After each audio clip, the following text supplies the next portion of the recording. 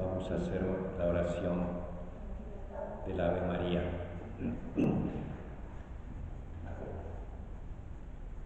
Dios te salve María, llena eres de gracia, el Señor es contigo.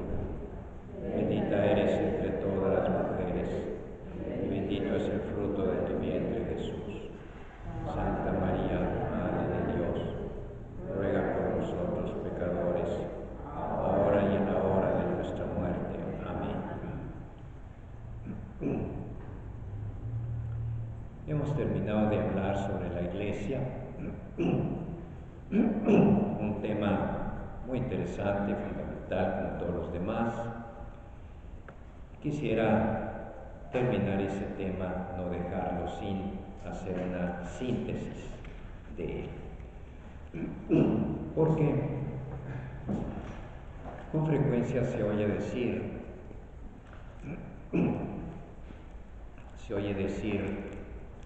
yo creo en Dios, pero no creo en Cristo. O yo creo en Cristo, pero no creo en la Iglesia. Sin embargo, no se puede creer en el verdadero Dios sino a través de Cristo. Y no se puede creer realmente en Cristo, en quien es Él verdaderamente, sino a través de la Iglesia.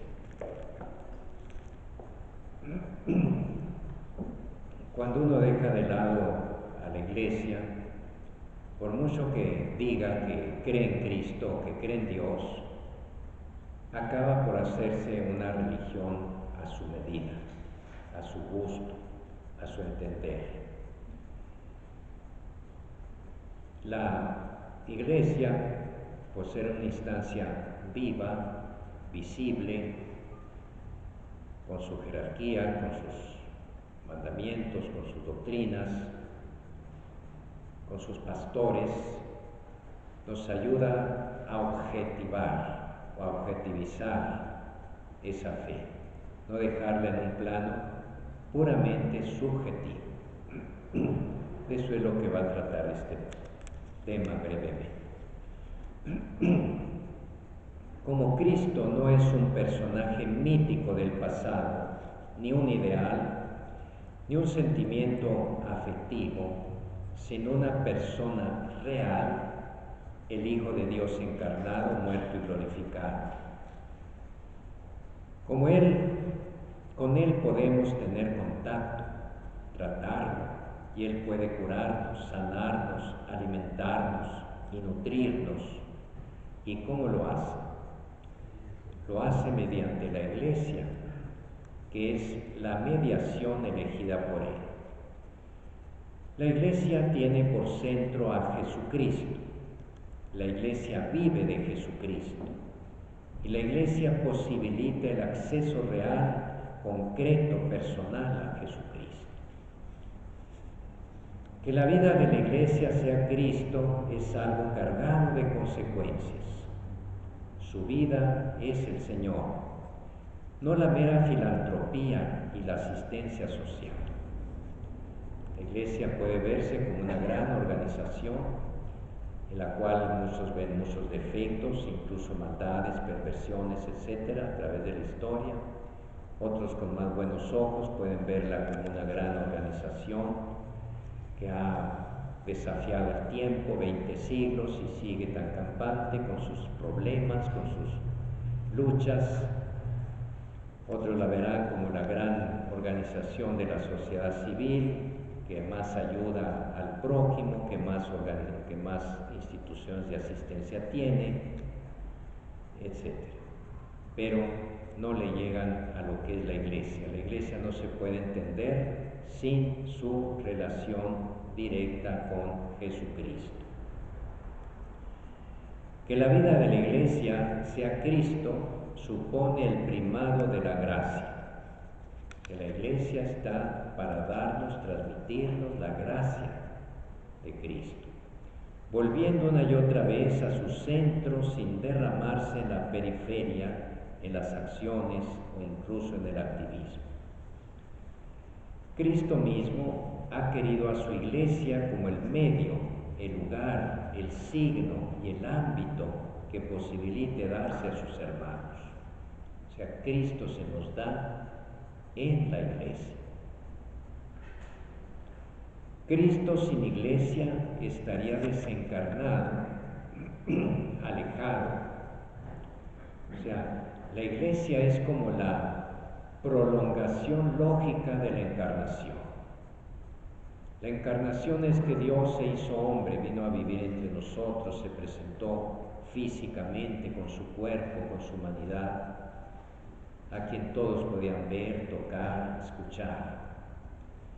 Pues ese Cristo se sigue haciendo visible a través de la iglesia. Por eso, porque la iglesia es eso, un cuerpo visible, institución organizada. De manera que la iglesia es como, está dentro de la lógica de la encarnación. Al decir lógica me refiero a que Dios quiso salvarnos haciéndose visible entre nosotros. Y como Dios no tiene cuerpo, asumió un cuerpo humano como nuestro, puesto que venía a salvar a los hombres. Entonces la iglesia es la prolongación de la encarnación. La iglesia sin Cristo solo sería una sociedad con ansias de espiritualidad, un grupo benéfico más, como tantas religiones que hay, que son fruto muy respetable del esfuerzo, del intento, de la tendencia humana hacia Dios, hacia el absoluto. Pero no saben cómo, no atinan, se imaginan a Dios como pueden, le dan el culto que ellos creen que es el mejor. ¿Por qué? Porque no hay un Cristo que los ha enseñado. ¿Quién es Dios? Cristo no solamente es el único que garantiza el conocimiento verdadero de Dios, sino que Él es también la persona a través de la cual debe pasar el movimiento vivo hacia Dios. Todo intento, toda búsqueda de Dios, todo encuentro con Dios tiene que pasar a través de Jesucristo. Si es que quiere culminar realmente en Él, alcanzar al Dios verdadero, tal como lo reafirma con toda energía en el Evangelio según San Juan. Yo soy el camino, nadie va al Padre sino por mí. Cierto, muchas religiones creen en Dios, pero ¿en cuál Dios? Los hinduistas creen en 10,000 dioses, los musulmanes creen en Alá. ¿Qué tan Dios verdadero como el de Jesús es Alá? Por sus enseñanzas sabemos que no. En otras palabras, no existe el Dios de libre acceso, o sea, el Dios como yo quiero, porque entonces estaríamos fabricando un Dios ídolo, un Dios a nuestra medida. Frente a la pretensión de la búsqueda autónoma de Dios, o sea, yo por mí mismo voy a buscar a Dios, como dicen muchos, yo no voy a misa, yo no voy a la iglesia, ¿para qué? Yo tengo a Dios. Qué bueno, lo felicito, pero ¿y ese Dios quién es? ¿Cómo se ha revelado? Porque si se ha revelado quiere decir que Él ha expresado algo de sí, ¿lo sabes o no lo sabes? No, ellos se imaginan a Dios, adoran al Dios que ellos creen. También los que adoran a la Santa Muerte se han imaginado un Dios como ellos quieren, muy de mal gusto, por cierto.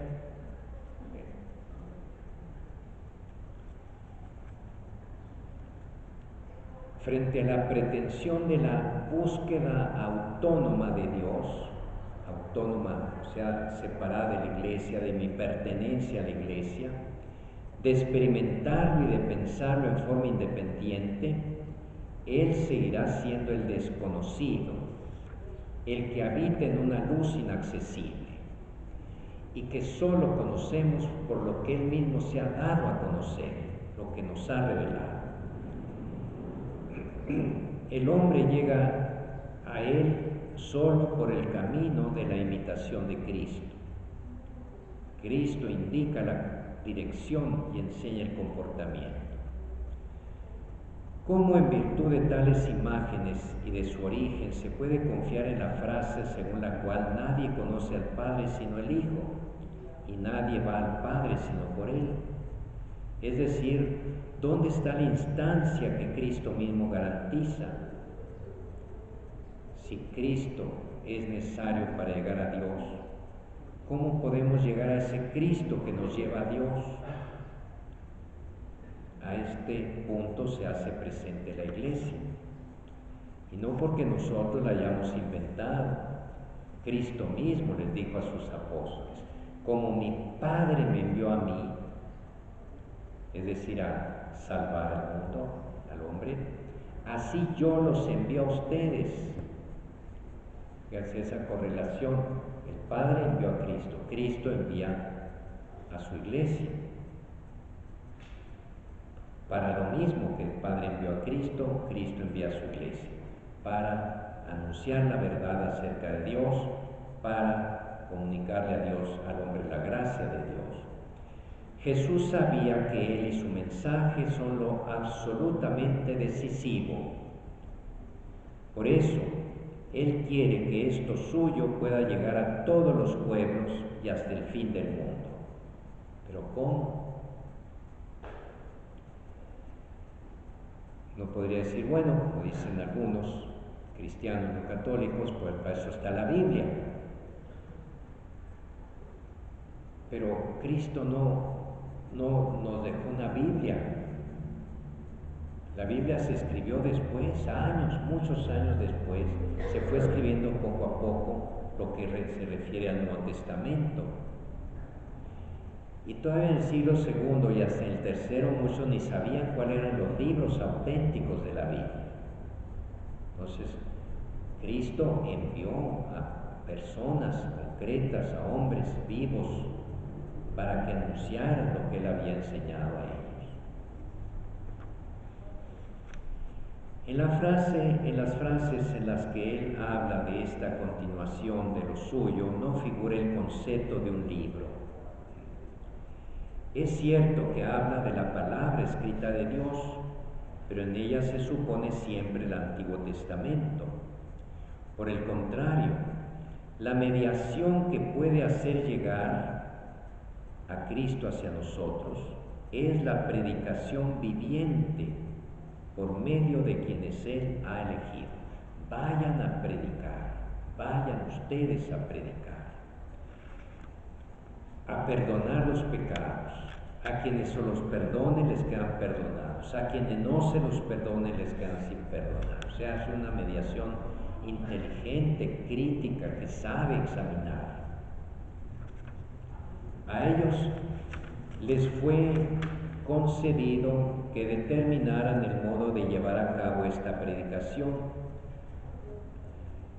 y ellos fueron los que en un momento dado dijeron: pues es bueno escribir. Y no todo. San Juan dice: no todo está escrito. Entonces es a través de la palabra hablada y escrita, a través de una acción en conmemoración suya, la Eucaristía, la última cena que se repite desde entonces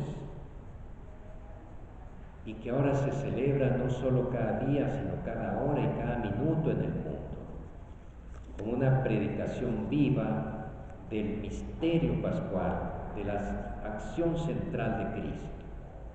O sea, no está allí la Biblia en cuanto tal, aunque la Biblia se lee allí, pero es una acción.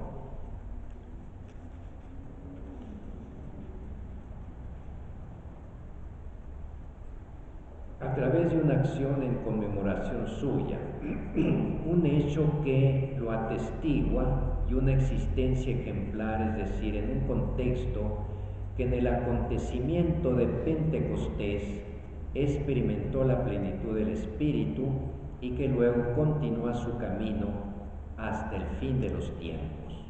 Ese contexto en el que Cristo quiso estar presente y hacerse presente en todo lugar y en todo tiempo es la Iglesia. Cristo garantiza la realidad del Padre viviente, pero la imagen de Cristo es garantizada mediante la Iglesia, dicho con más precisión a través del Espíritu Santo que habla en ella.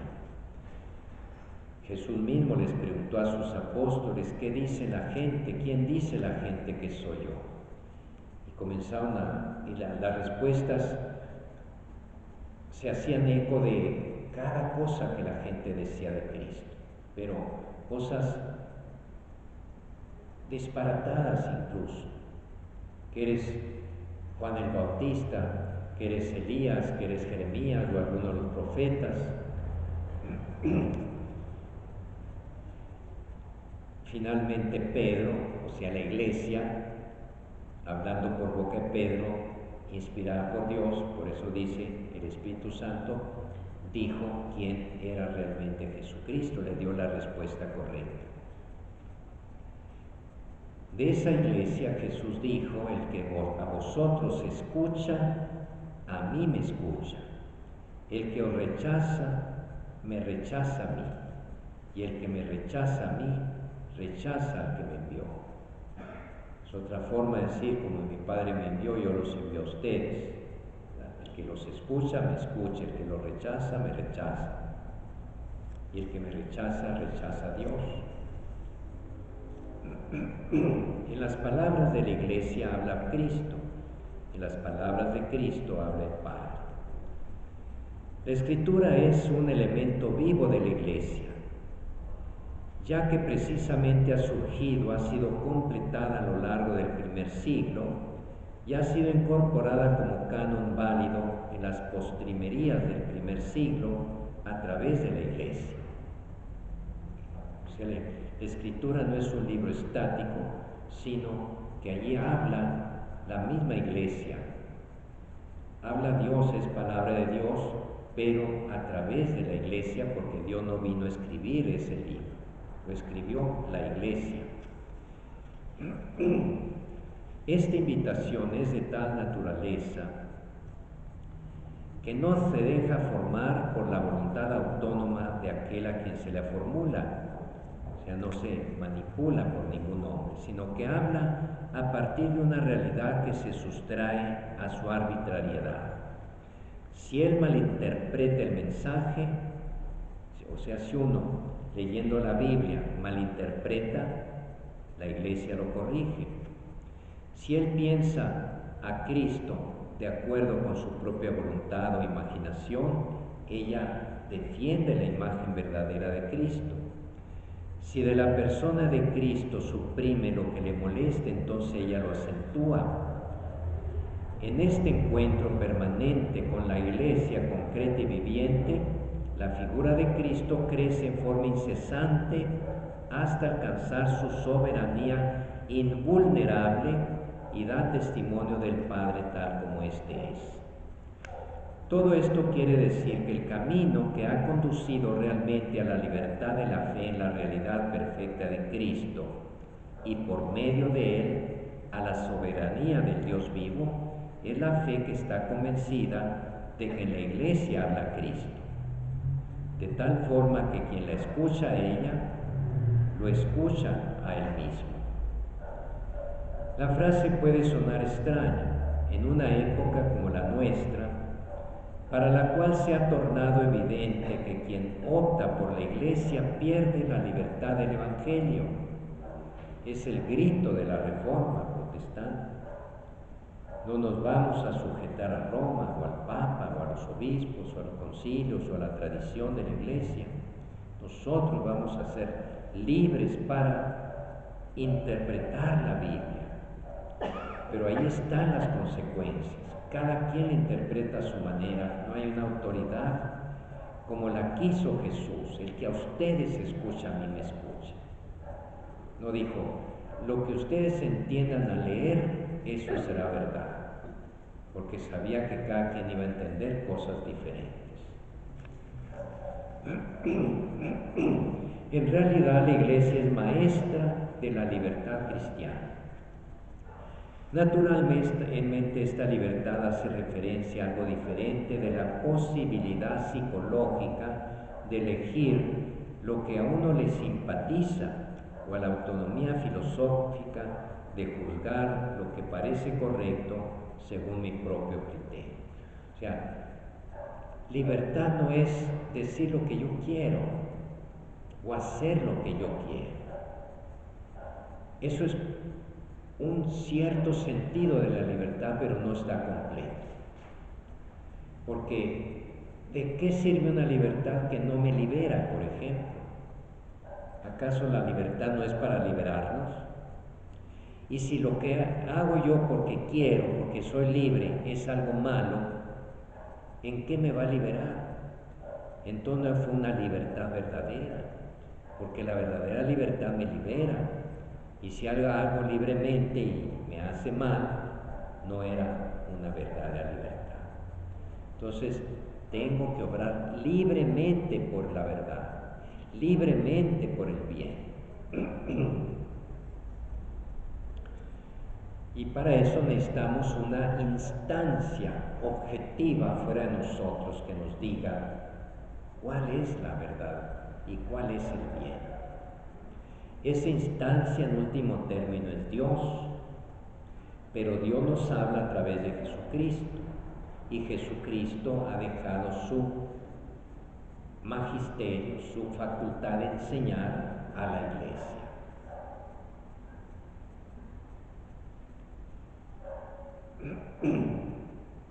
Esa libertad se refiere a que quien está dispuesto a creer se libera de las ataduras que producen los supuestos psicológicos, sociológicos, históricos y otros cualesquiera, que muchas veces, por muy que nos digamos libres o libre pensadores, yo pienso lo que quiero, yo soy libre para escoger, no es cierto. Estamos siendo influenciados por doctrinas, por filosofías, por ideas, por religiones, por conceptos de otros que finalmente asumimos, o en nuestro hogar, o en la escuela, o en nuestra lectura. ¿En qué somos libres? Nadie hace tabula rasa, o sea, borra toda la memoria y todo lo que sabe de todo para comenzar a pensar él en qué es la verdad. No es cierto. Ningún gran filósofo ha hecho eso. Todos vemos más alto y más lejos encaramados en los hombros de otros.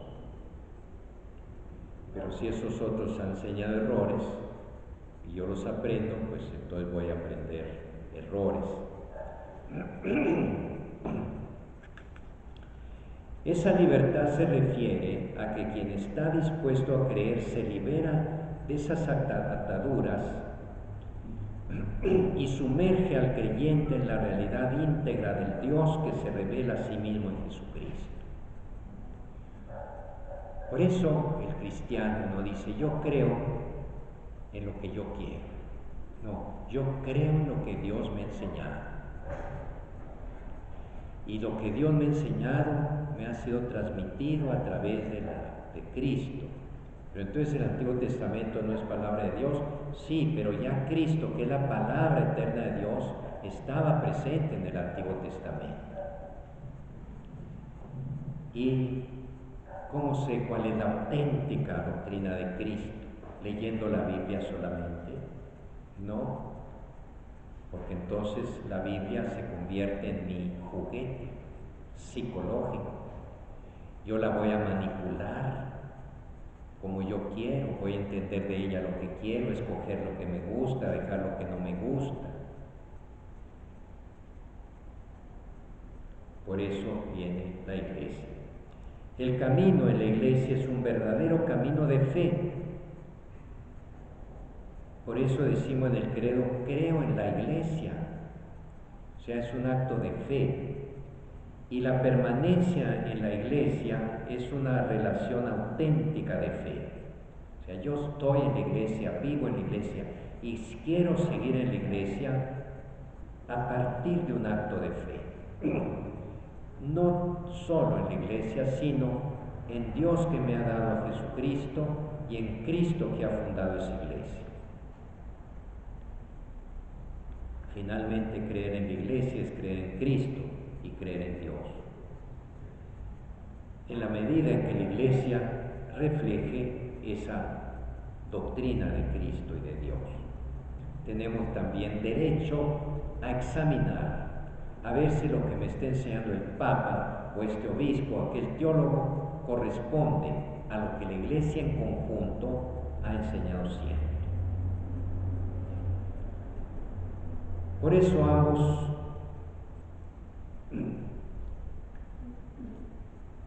incluyen todos los esfuerzos y peligros de toda relación. El camino en la Iglesia es un verdadero camino de fe y la permanencia en la Iglesia es una relación auténtica de fe. Entonces, cuando la Iglesia se reduce a una simple sociedad humana o a una, como lo hacen muchos sin fe, o a una simple asociación o coincidencia de los que se reúnen para adorar a Dios y a Cristo, están despojando a la Iglesia de su esencia, de su verdadera naturaleza. Su verdadera naturaleza es la autoridad que Cristo dejó en ella para enseñarme el camino de la verdad y del bien.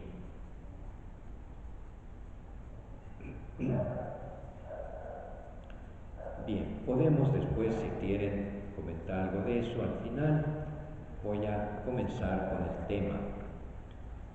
María, Madre de Cristo, Madre de la Iglesia. En realidad de la Virgen María ya hemos hablado, como dice aquí el número 963. Después de haber hablado del papel de la Virgen María en el misterio de Cristo y del Espíritu, o sea, los números que están ahí al margen, 484 a 507, no, 481,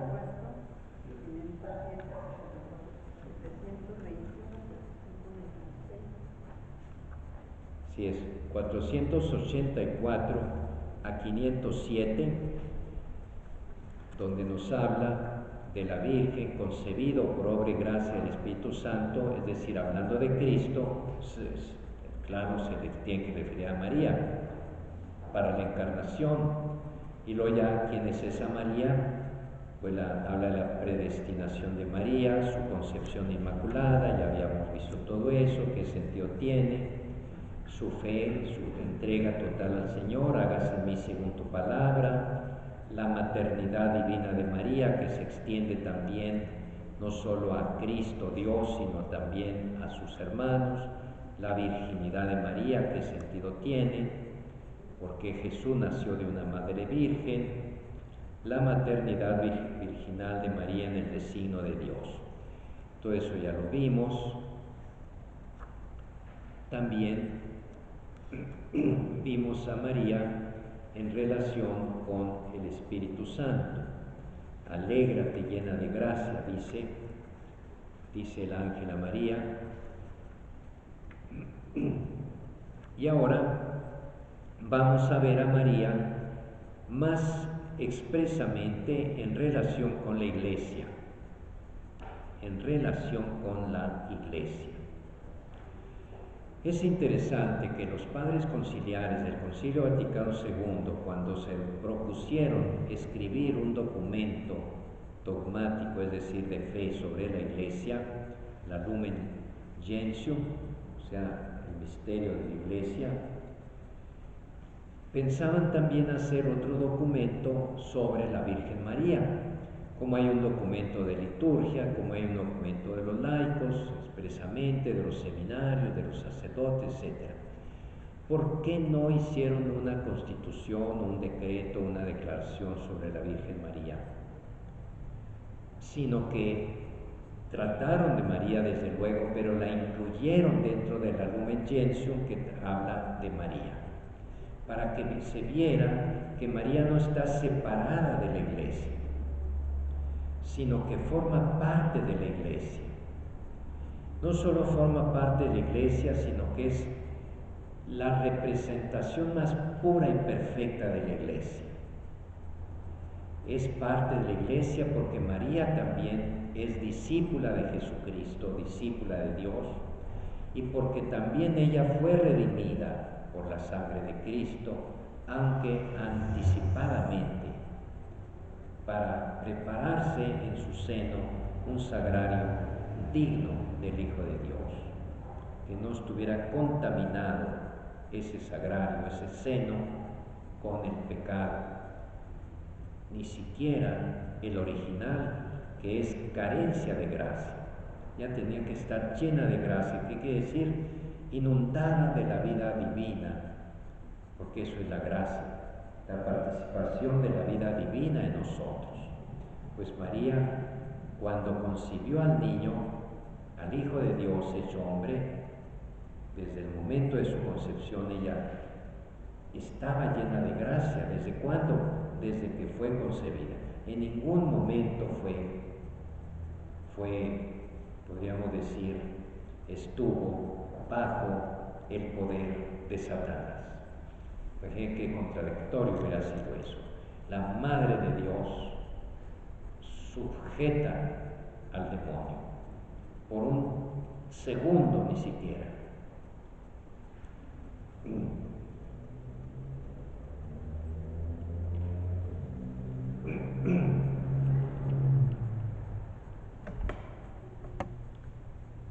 Se le reconoce y se le venera como Madre de Dios, verdadera Madre de Dios y del Redentor. Más aún, es verdadera Madre de los miembros de Cristo, porque colaboró con su amor a que nacieran en la Iglesia los creyentes, miembros de aquella cabeza. Esto lo dice San Agustín en el siglo V. María, Madre de Cristo, Madre de la Iglesia. Cristo mismo en la cruz, teniendo a María allí a los pies de la cruz, acompañada de Juan, le dice a María: allí tienes a tu hijo. Ya, Juan, ahí tienes a tu madre, te la encargo. Y a María nos encargó a todos, porque en Juan estábamos todos, según la interpretación unánime de los santos padres de la antigüedad, desde la antigüedad.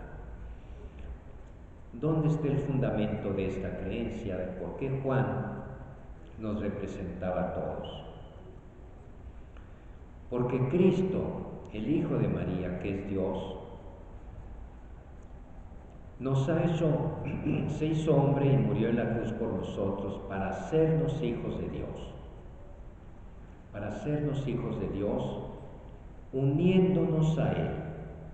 O sea, en la medida en que uno esté unido a Cristo, en su sacrificio en la cruz, en su resurrección, uno es también con Cristo, Hijo de Dios. Pero ese Cristo, Hijo de Dios, que nos hace hijos de Dios por su unión con nosotros, era también Hijo de María. Entonces nosotros, al hacernos uno con Cristo, somos hijos de Dios, como Él era Hijo de Dios, y somos hijos de María, como Él era Hijo de María. Esto lo confirma Él cuando le dice a Juan: ahí tienes a tu madre.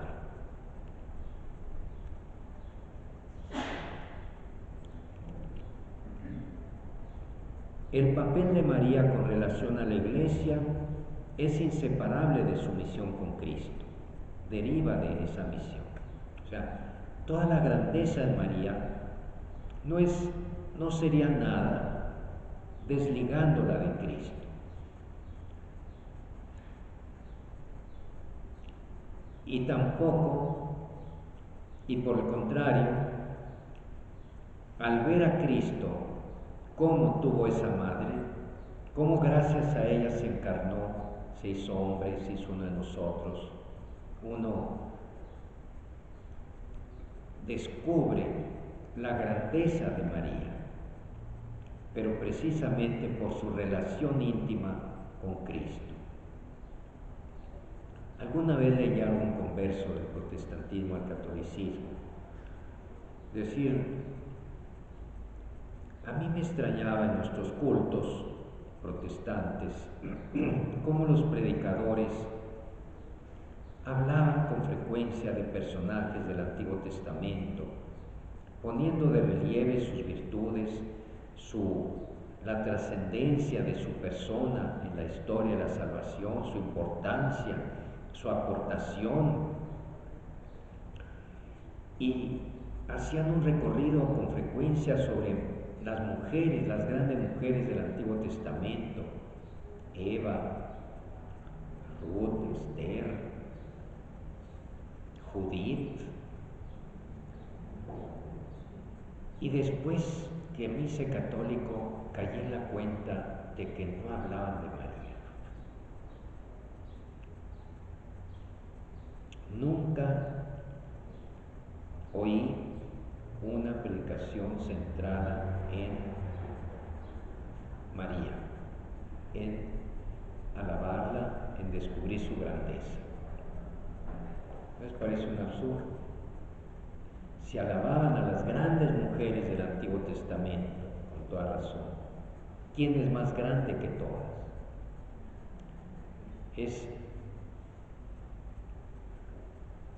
No hay comparación. María es más grande que todas. Ana fue grande porque dio a luz a Samuel. Judith porque venció a la oferta, porque le cortó la cabeza. Pues María es mucho más grande y sin embargo no hablan de ella. Porque hay un miedo de que al hablar de María, exaltarla, rebajen a Cristo. Sin embargo, ese miedo no les da con otras mujeres, con los profetas o los patriarcas. Porque también hay que reconocer que la grandeza de esas mujeres y de esos hombres grandes del Antiguo y del Nuevo Testamento finalmente se deben a Dios y se deben a Cristo. Y el exaltar a esas figuras, lejos de disminuir la grandeza de Cristo, la reconocemos más fuerte, porque Dios nunca ha intervenido directamente para salvar al hombre, sino a través de medios humanos, a través de otras personas. Así llamó a Abraham, así llamó a Isaac y Jacob, así llamó a los jueces, a los profetas, a los reyes, a los sacerdotes, a todos los que tenían una tarea en el pueblo de Israel para hacer la alianza con su pueblo, como Moisés, para recordarles esa alianza, para librarlos de los enemigos, etc. ¿Quién ha dicho que Dios pierde poder o es incapaz porque Moisés le ayudó, o porque Abraham le ayudó, o porque se valió de los profetas? Es Dios el que tenía la fuerza y el poder. Utilizó esos medios inteligentes y vivos que son los hombres. Lo mismo Cristo en el Evangelio, en el Nuevo Testamento, llamó a sus apóstoles. Pues entre todos los llamados, para realizar la obra más importante que él tenía que realizar, necesitaba una madre, porque su encarnación hubiera sido plena, verdadera, si hubiera aparecido de repente. ¿De dónde apareció? ¿De dónde viene? ¿Quiénes son sus papás? ¿De qué pueblo viene? ¿Qué hace? ¿No? Él estaba inmerso en la humanidad desde sus antecesores,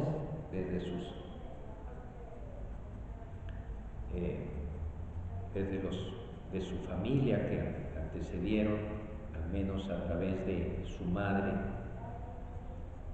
por la sangre, y de su padre, en el sentido legal, que para los judíos era tan importante como la sangre.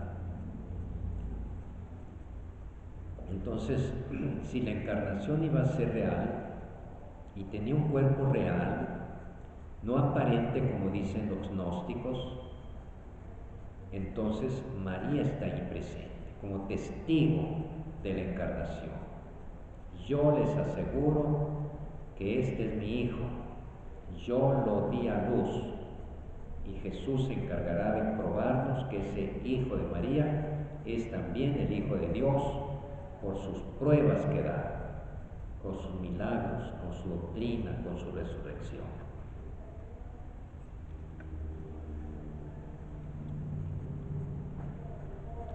La unión de María con su Hijo en la obra de la salvación se manifiesta desde el momento de la concepción virginal de Cristo hasta su muerte.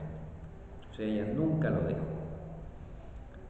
La bienaventurada Virgen María avanzó en la peregrinación de la fe y mantuvo fielmente la unión con su Hijo hasta la cruz. Allí, por voluntad de Dios, estuvo de pie, sufrió intensamente con su Hijo y se unió a su sacrificio con corazón de madre, que llena de amor, daba su consentimiento a la inmolación de su Hijo como víctima.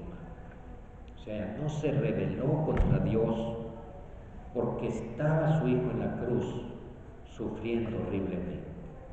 Así como le dijo en la Anunciación, hágase en mí según tu palabra. Ahora, identificada plenamente con la voluntad de Cristo, acepta ella también, el sacrificio de su Hijo, porque sabe, porque lo habría platicado muchas veces con Cristo, porque Dios le iluminó, sabe que ese sacrificio es necesario para la redención del mundo. Y aunque le cueste horriblemente ver a su Hijo en esa condición, se somete a la voluntad de Dios, como el mismo Cristo lo hizo. Jesucristo, agonizando en su cruz, lo dio como madre al discípulo, diciéndole: mujer, ahí tienes a tu Hijo. Pero aún después de la pasión, de la muerte, a propósito de eso, de la resurrección, los evangelios nos hablan de la aparición de Jesús resucitado a Pedro, a María Magdalena, a los apóstoles, a muchos otros, incluso dejó ver de 500 personas. No nos dice que se apareció a María. Pero repito, la Biblia no lo dice todo.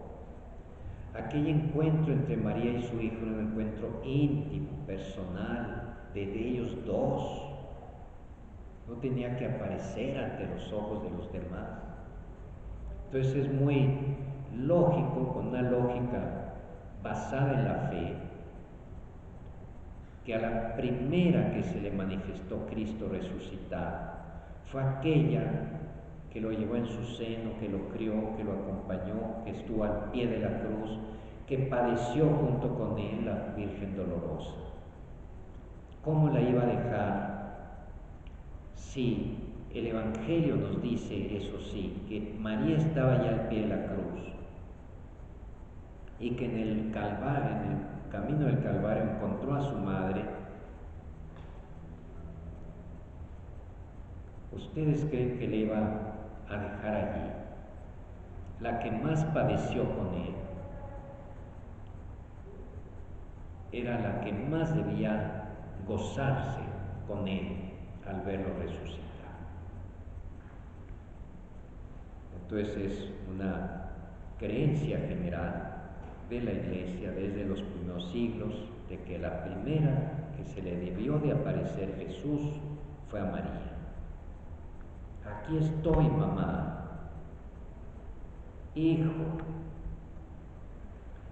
Ahí se les borró todo lo horroroso que habían vivido. Pero María no solo después de la ascensión de su hijo, no dijo, pues aquí ya mi hijo se fue y ya voy a mi casa, allá donde Juan ponga una casa y se acabó. No, ella siguió acompañando a la iglesia, siguió acompañando a los apóstoles. María estuvo presente en los comienzos de la iglesia con sus oraciones.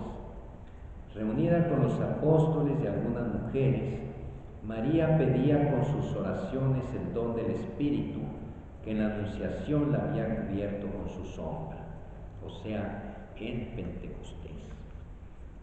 Expresamente si lo dicen los Hechos de los Apóstoles están acompañados de María.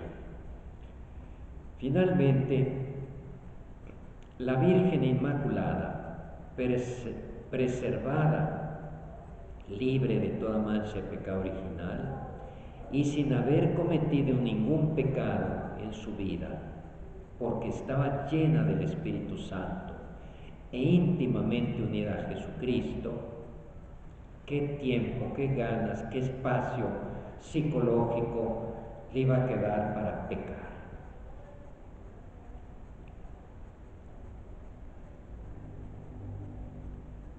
Fue llevada finalmente, terminado el curso de su vida en la tierra, fue llevada a la gloria del cielo y elevada al trono por el Señor como reina del universo, para ser conformada más plenamente a su Hijo, Señor de los señores y vencedor del pecado y de la muerte.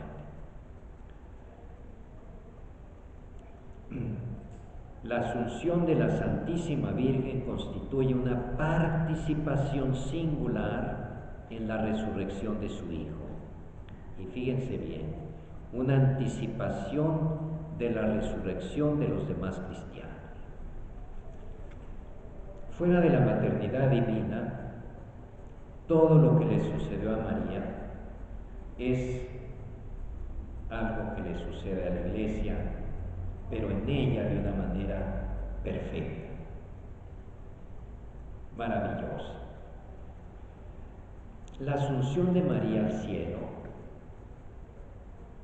no es más que la realización en ella de lo que Dios nos ha prometido a todos,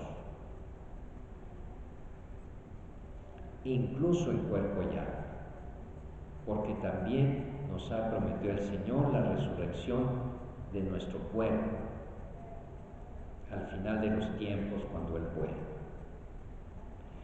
¿Y por qué en ella ya se realizó? Repito, lo que en la Iglesia se ha de realizar o se está realizando continuamente, en ella ya se realizó de una manera perfecta, porque ella era la discípula perfecta. Si en nosotros se va a realizar por la gracia que tenemos de Cristo, en ella se realizó perfectamente porque tiene más esa gracia de Cristo que nosotros. Y así como la Iglesia acompaña y cada uno de nosotros está invitado a acompañar a Cristo en el camino del Calvario y a morir con Él en la cruz, por medio del bautismo y por medio de una vida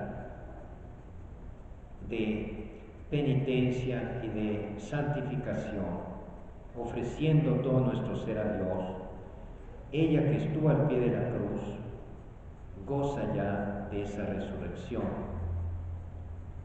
¿Murió o no murió María? Claro que murió.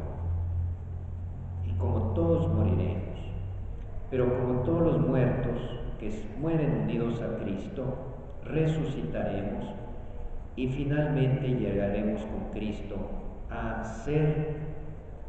reinar con Cristo, porque Él es Rey del universo. Entonces nosotros, unidos a Cristo, reinaremos con Él. ¿Qué tiene pues de único el que María ya esté en el cielo y reine con Cristo?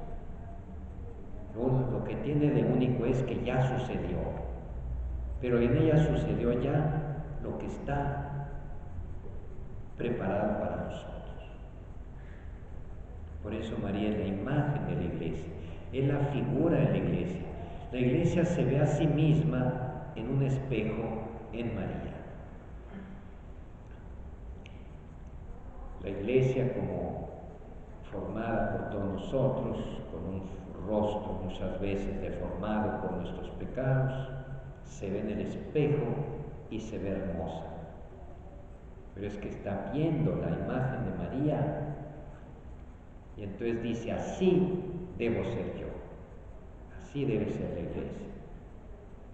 Y así será, al menos en aquellos que en el juicio final escuchen de Cristo, vengan benditos de mi Padre. Entonces, si transfigurados totalmente, si no por la gracia que recibimos como María y que nunca perdió, sino por la que muchas veces perdimos, pero recuperamos, finalmente morimos en gracia y finalmente nos purificamos en el purgatorio, finalmente llegaremos al cielo, ahí seremos como María ya es.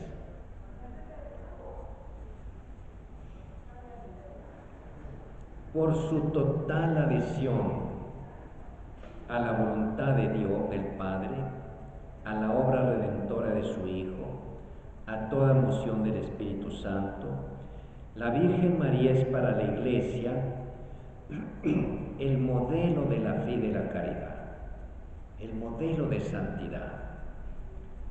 Por eso es miembro muy eminente y de todo singular de la Iglesia. Es la cristiana más perfecta, la discípula de Cristo más perfecta. Es la figura, el tipo, es el modelo de la Iglesia. Como les digo, la Iglesia, si quiere saber cómo debe ser, y cada vez tiene que preguntarse, cada vez tiene que responderse, encontrará siempre en María la respuesta. Iglesia, y cada uno de nosotros en particular, sé como María, como la fe de María, con la caridad de María, con la unión con Cristo, con María, con la docilidad de María al Espíritu Santo, con la confianza y entrega total a los planes de Dios. Así debe ser la Iglesia, así debe ser cada uno de nosotros.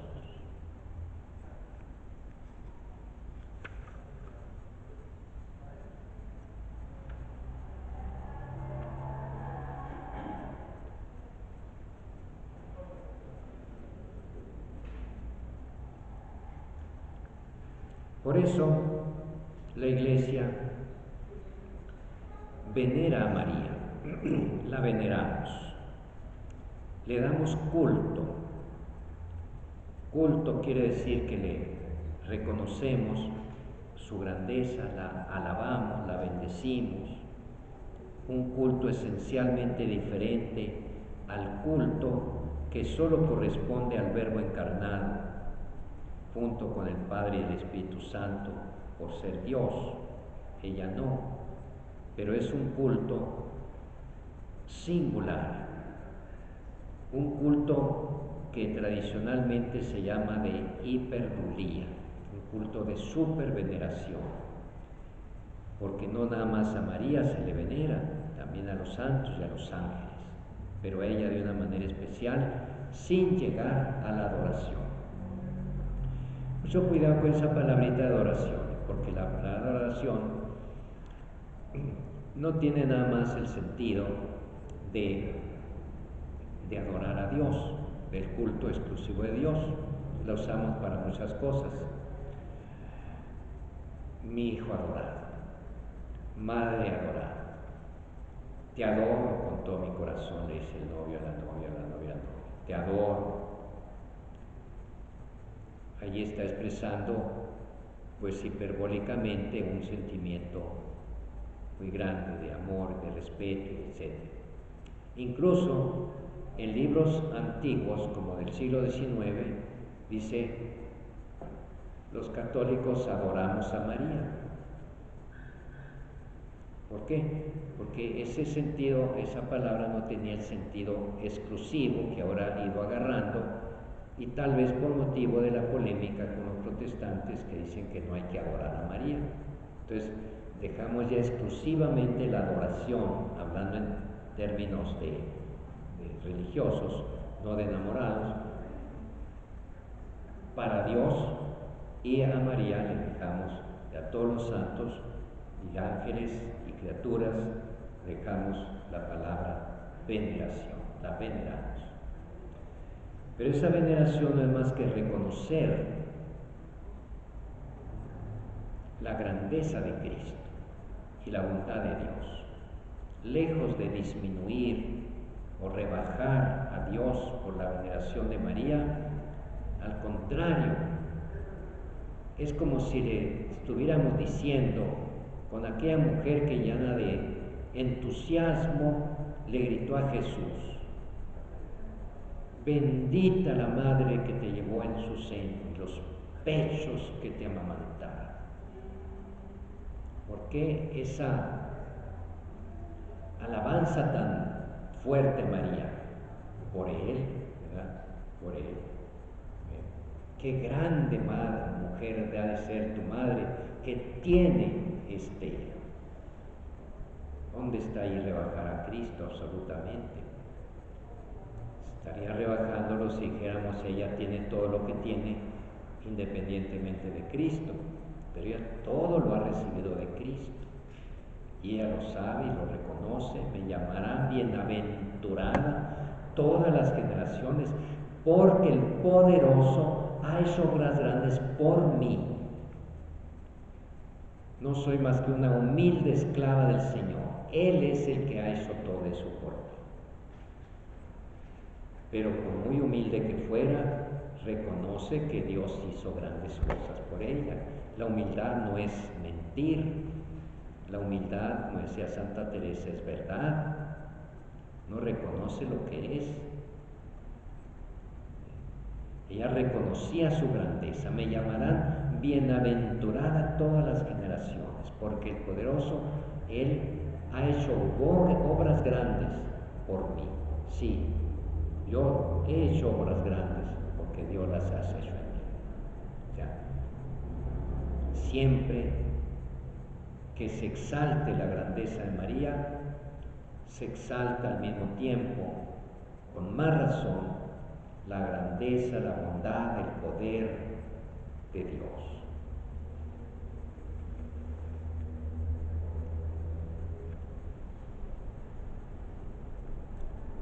Para terminar, dice María, icono escatológico de la Iglesia.